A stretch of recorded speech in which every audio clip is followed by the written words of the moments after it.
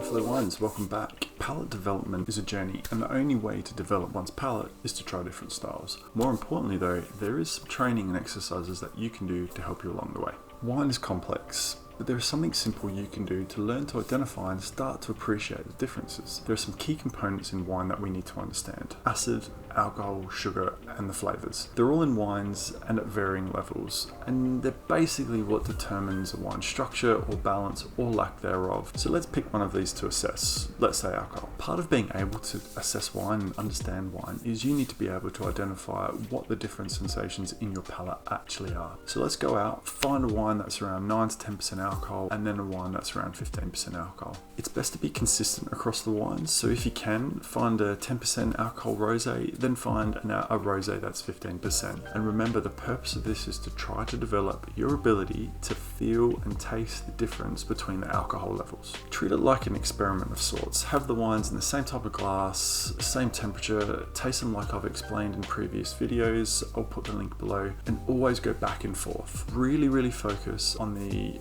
sensations that you are getting on the nose, in your palate, and also on the length. As you start to be able to feel the difference, replicate this practice but with different wines. So if you've done rosé, do whites. Once you've done whites, do reds, and then do it with a different component. If you've done alcohol, do acid, then do sugar, then do tannin, and then do bottle age, and look at something that's really youthful versus something that's quite old to understand and start to learn the different sensations that are actually happening. Whatever you start to do, always do it with the extreme difference. Low acid, high acid, low tannin, high tannin, old, young. This helps in the early stages to identify what that sensation is and what it feels like in your palate. The more you do this, the more wines you're going to taste. Opens up a huge amount of different comparisons that you can start to do. So the more practice that you put into this, the more that your palate will develop, and the more that appreciation will start to come over those really interesting or hard to find kind of expressions of wine. Moflo wines.